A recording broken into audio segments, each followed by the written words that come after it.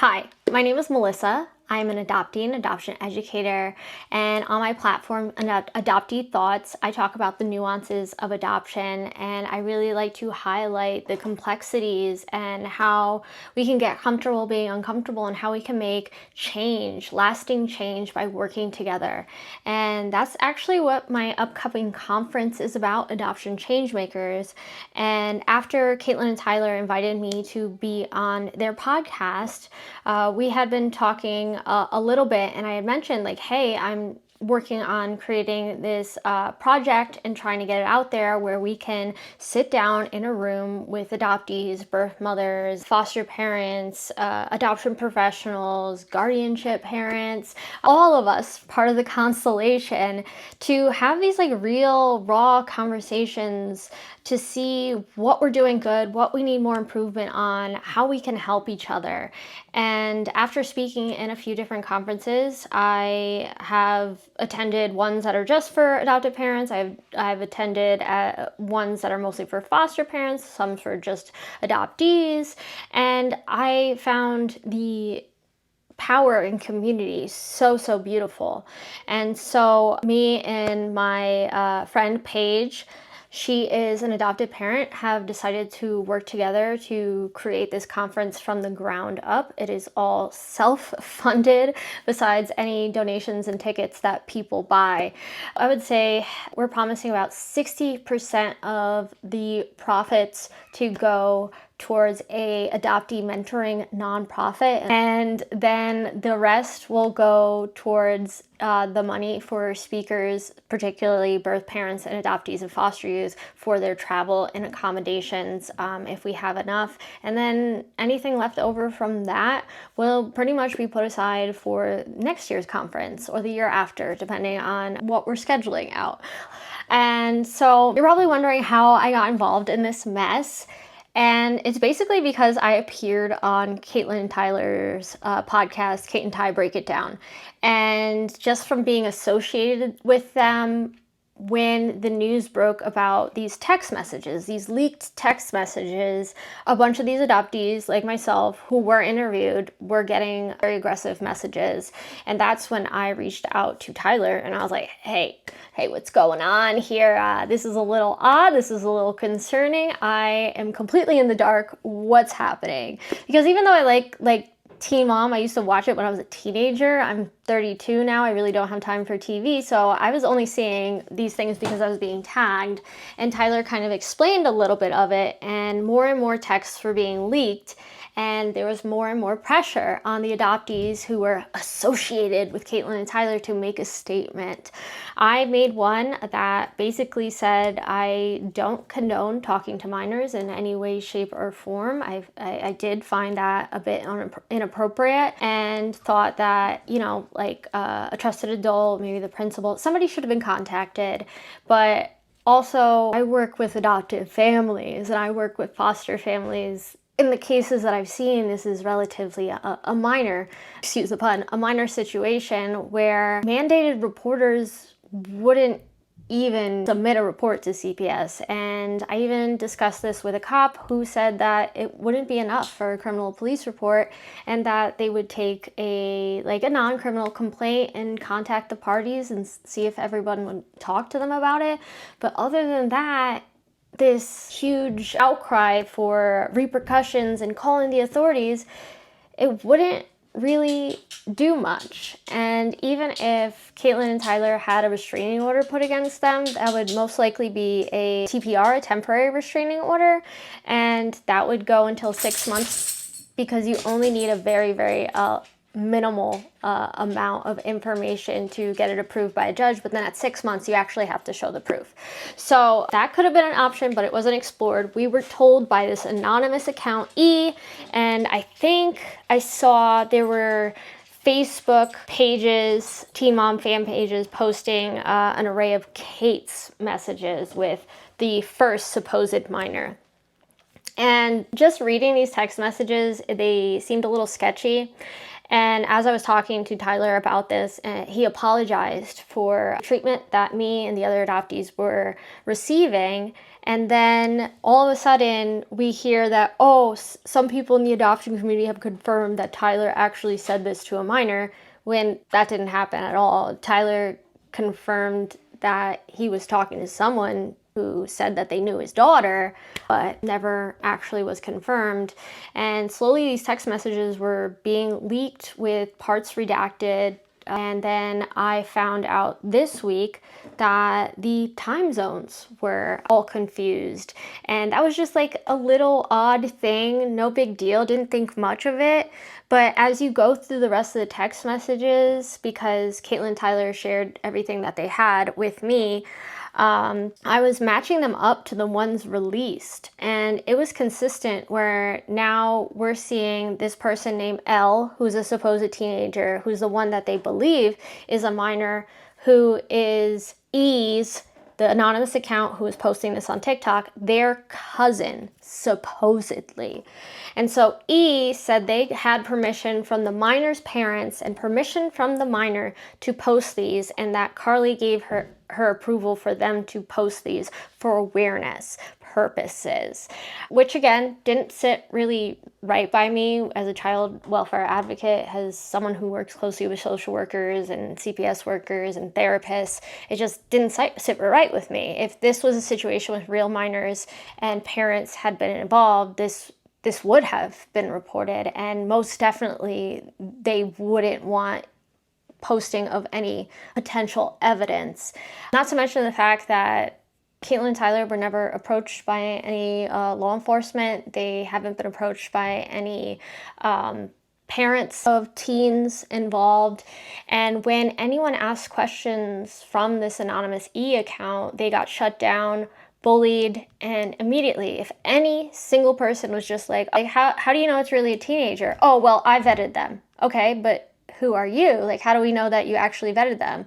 Oh, well, you're just a child groomer protector. And this kind of narrative around protecting children has been used to hide this nefarious behavior. And if we are operating on the premise of texting minors is wrong and harm was done because of the conversations that Catelynn and Tyler had with people they thought might know Carly, they shouldn't have talked to them for an extended period. They shouldn't have talked about parenting philosophies. There's a lot of things that they shouldn't have mentioned. At the same time, Catelynn and Tyler were getting calls constantly from all these random numbers that were claiming to be friends of Teresa's and knowing Carly and yada, yada, yada. And nothing could be confirmed. So when these teens were talking to them, they were asking for confirmation. They were asking for proof. And so that's essentially what a lot of the text messages revolve around, is proving information that they knew Carly actually in real life. And from what I've seen, I think it was like the street address.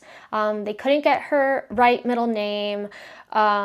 They knew what she did for after school activities. They knew like the church she went to, and then were actively encouraging Kate and Tyler to like go to her church in person. And one of them was actively encouraging action, while the other one was telling them a different story that basically Carly didn't want anything to do with them, while the other one's telling stories about how her safety is in question.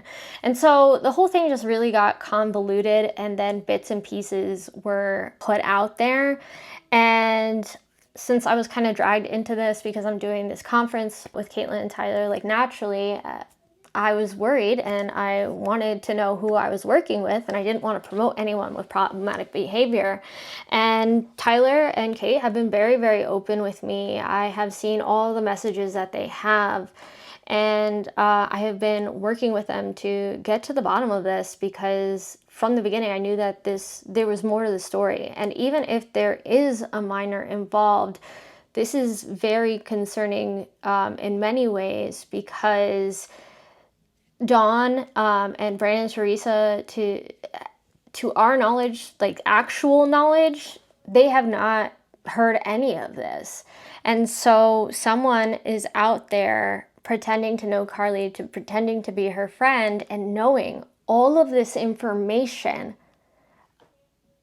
about their biological daughter.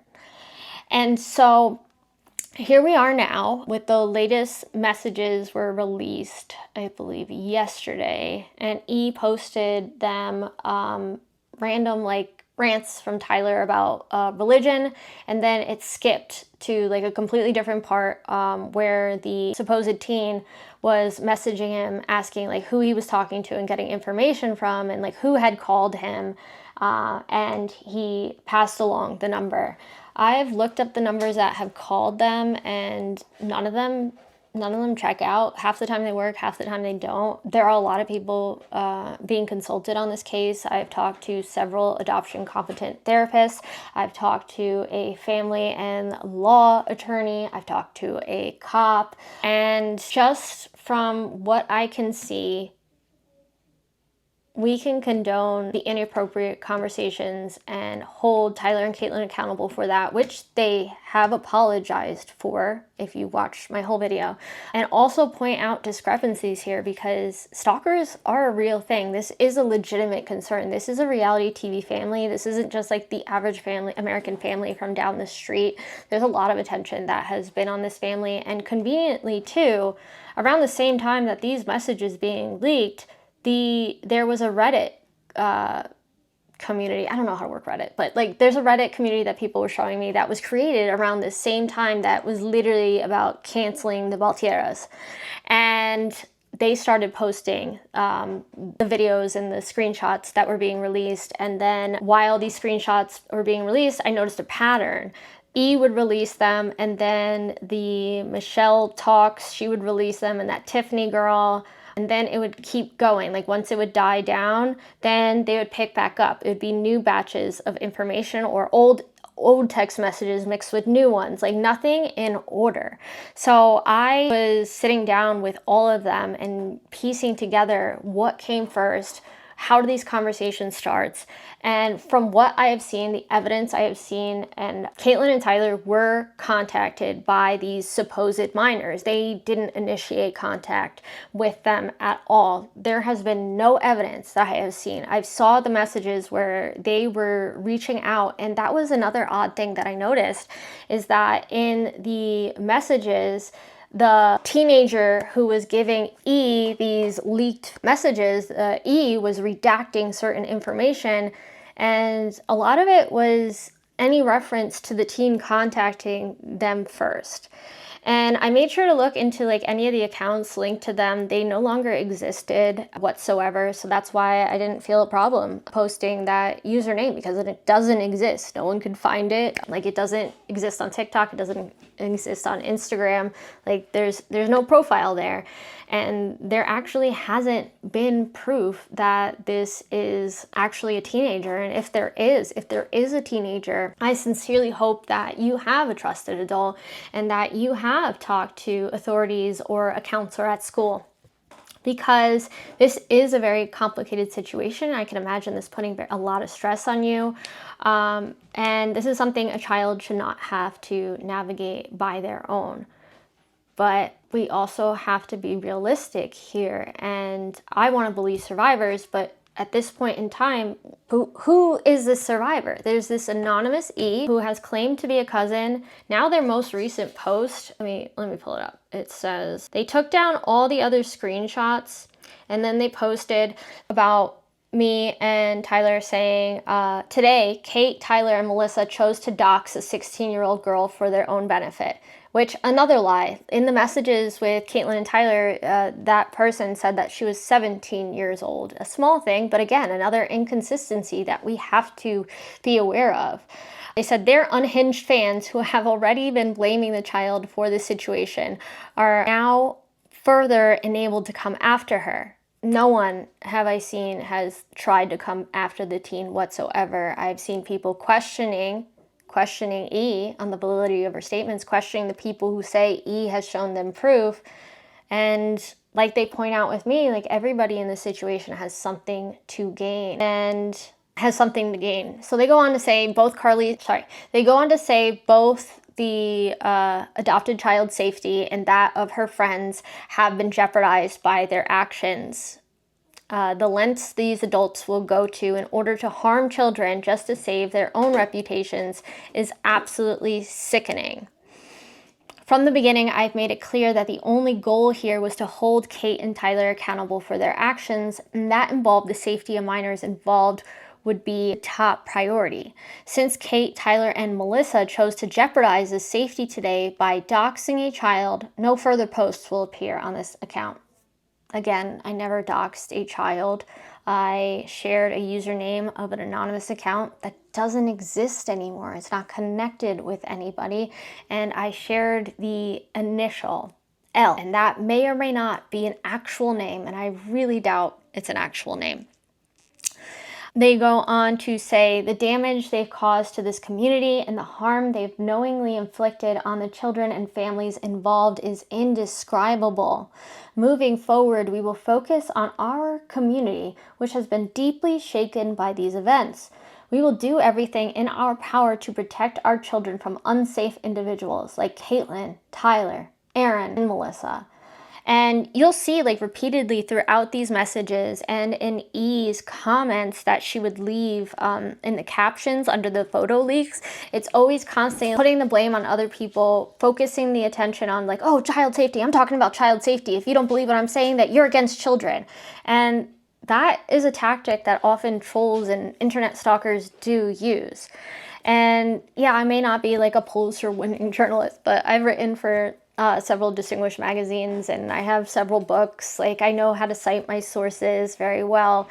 And even though I am tied to Catelynn and Tyler by the conference and the tickets to that again aren't going for profit, they're going to donate to a mentoring nonprofit for adopted children. And even though I have ties through the conference, they would still have a problem with me no matter what. Because I've seen the excuses, especially from Carpuzzi, which is saying like, oh, well, she has a book. She has a book. She's trying to push her book sales. I only started bringing up my book this week because she wrote like 20,000 Reddit threads about me. And then the other thing is like, oh, well, then they're just doing it for clout. That's why they're up CNT's butts. They just want clout. They want to be close to a Z-list celebrity. They just love the attention, yada, yada, yada. So like, no matter what I would do, and even if I like didn't know CNT personally, they would come up with a reason. There's always a reason. And I have been upfront from the very beginning about my association, about my working relationship with Catelynn and Tyler. I've never hidden the conference. I have been transparent, and I have been getting death threats. I have been getting multiple death threats since I posted a video just saying that I wanted more information on this case. And systematically, the adoption community has turned on me and other adoptees. And I saw an uptick in harassment over the past 2 to 3 days. And then a lot of people were afraid to say anything, but I started getting messages of all these Reddit posts and links to Reddit posts. And I had never been on Reddit until this week, so I'm trying to figure out what's going on, who's saying what, how do you even see which person is saying it? And it turned out there was an adoptee, a well-known adoptee with 200,000 followers, who had been systematically commenting my information from my username to my book, like pictures from my actual book, which is ironic because I sent that book to them. My publisher sent it to them early because we were peers, we were friends, and she multiple times asked me to promote my book on live with her when it first came out in like 2021. And I had thought that we were friends, not best friends, but enough to be like friends on social media, that we had been talking for years, supporting each other through the reunion journey. And then these Reddit posts got unleashed, attacking me even harder once I shared any criticism I had of the situation or any questions that I had, any questions I had about the validity of the information. Because one thing that I do know 100% is that you can't just believe what people tell you. You need to have some type of evidence. And I knew for a fact that if some child was involved and an adult actually involved, there would be some type of authority who would have come onto this case. So I hope this sums it up pretty well. I know this has been pretty long. And oh, that's the other thing. Around the time that I made the first video and I was starting to talk to Tyler about this, I had asked, like, hey, do you want to do an interview? I'm an adoptee. I have no ties other than just to the conference. I'm pretty neutral about this because I watched their show back in the day, but I wasn't a diehard fan. We weren't friends or anything, ironically, until we got pushed together in this situation. So I just really wanted the truth. And if anybody's been following me or my work for years, like, that's one thing I'm really good at. I'm autistic. I love sharing this like unfiltered opinion. And like I even made Tyler cry during the interview from the questions I asked, and I felt bad about that, but it's just like I can be very blunt. If we are talking about a situation involving children, I want to know, why were you talking to them? How long were you talking to them? What were you talking to them about? Oh, you said that you talked about this. Will you show me the text messages? And they did. Like, they have been very forthcoming through the whole entire thing. And yeah, so I don't know. There have been adoptees who are now like rejoicing over getting more followers after posting repetitively about this. A lot more infighting, a lot more aggression, and to this day, I'm still getting death threats. So where we are now is I released a video earlier of a snippet of the 2-hour interview with new updated information from Tyler, because there were new things being released as this has been happening. And so I sharing I'll put this in after, but I was sharing the conversations that Tyler and I had, and comparing the time zones to how it looks like in a different message, and how the time zones differ in another conversation with a different person, just to see how the timestamps would change on each side. Like, would it change on my side on my phone, or would it just change on his side on his phone? Because we're talking about images that were taken from this supposed teen's phone, and we can't alter that. E put that out on the internet. Like, those are all out there by them. I think, we come to a conclusion that I think just mourning the loss of her is super important for us moving forward, and just kind of accepting the fact that she may never contact us, and that I think to kind of let the mourning happen. I also think too, like, just continuing to work on ourselves to process our grief and stuff too, so that way if she ever decides that she wants contact, we can look at her and say, like, hey, yeah, we struggled for a few years emotionally or whatever, missing you, but we really were, like, I want to be the healthiest version of myself that I can be. Yeah, and I think what's key here is that we have birth parents who are struggling. We have adoptees who are struggling. And it leads to very unsafe situations. I understand the impact that this has had, regardless of what's true, what's not true. But now that I'm doing this publicly with this interview, I feel it's just the kind of the layer that the natural next step to reaching out privately is to do it publicly and let everyone know the truth and what's happening. And just kind of, I don't know really what else to do at this point. Like you said, I reached out to Dawn. I've said, can you confirm or deny any of this stuff? I know that Brand Teresa don't want to talk to us right now, but for this instance, maybe they would want to. And so that hasn't happened yet, because I feel like I would have heard something by now. But I'm just here to take accountability and apologize. And, that's all I can do moving forward. But what would happen if during these conversations doesn't make it true? Reading these unredacted messages for yourself, it's very easy to rule out that it's a minor simply by the way they talk and communicate. All I knew was that they successfully convinced me that they were very close to her in some kind of way. I personally thought it was an older aunt or cousin maybe, but definitely not a minor. However, I knew that if I wanted to get any sort of information about my biological daughter's safety and emotional well-being, then I had to keep them talking and thinking I believed them. Looking back, I now know it wasn't worth it at all, and I should have never continued speaking with this person. But being a concerned birth parent who's been recently cut off with no explanation comes with its own unique emotions and desperation, unfortunately. I now know that my desperation for information and concern for her clouded my judgment throughout all of this, and it's a mistake I had to live with and take full accountability for. This made me wonder Would other birth parents do this? Because we've heard stories of birth parents crossing boundaries. And according to professionals, it's not uncommon.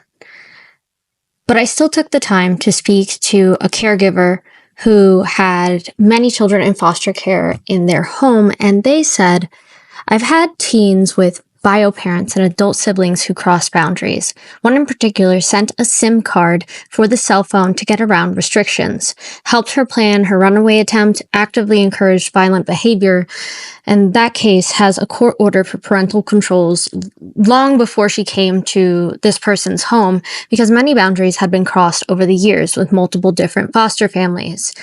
She encourages family contacts when safe and doesn't think that she should have to supervise every act of communication, but safety needs to come first. But we have to admit that this situation is quite different from the average adoptive or foster or guardianship family.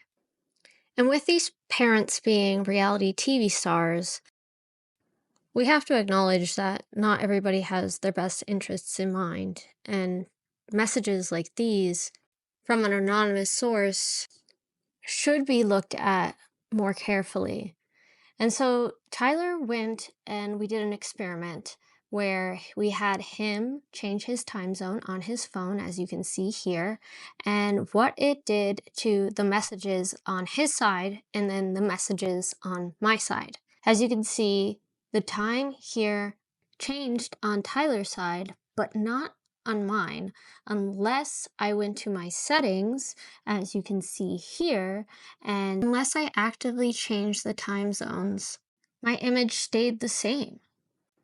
Unless I switched it on my side. And as you can see, I went all the way back, put it on automatic, which is New York, and it goes back to normal. When we look at E's messages from L, the supposed teen, we can see that it shows that Tyler sent his message at 2:53 a.m. But in reality, we can see what his time zone is here, and that it actually was 8:53 p.m. After seeing that, I checked the images on what another message would look like between me and a friend in Newfoundland. So completely different time zones, and we can clearly see that reflected on each of our screenshots. It was such an odd discovery. And then we see that E redacts L's message here, and the message isn't anything to do with safety. It's just about L contacting Tyler, like they did repeatedly since the beginning of this. And it makes me wonder why they hid that. It was such a weird find, but something that E felt offensive enough to message the Kate and Tyler Take It Down Reddit TikTok page. And we find out that E is supposedly cousins with L, which just begs the question, if the cousin, aka E, is an adult, why aren't they coming out and talking about this? Because if there is actually a minor involved, they don't have to identify that child. They are an adult. They should be able to speak publicly about this. And why milk the release of these messages, which are being directly shared with reality TV vloggers that are up and coming on here with 30, 40,000 followers? When bigger reality TV channels that cover teen moms specifically haven't heard from this E, this mysterious person that claimed that parents were informed and the law was informed, and yet nothing has been done except for the spectacle on TikTok and Reddit. Instead of involving the authorities, and where the Sixth Amendment provides that a person accused of a crime has the right to confront a witness against them or her in a criminal action. And with accusations like this, it should be handled by the authorities, like everyone said. And if it actually happened, they could make a report. But instead, they're making a spectacle on multiple videos, sometimes up to 80 plus, on this family, exposing this adopted child to more of the limelight and more aggression towards both of her parents. Meanwhile, anyone who asks for more information and more evidence before cutting people off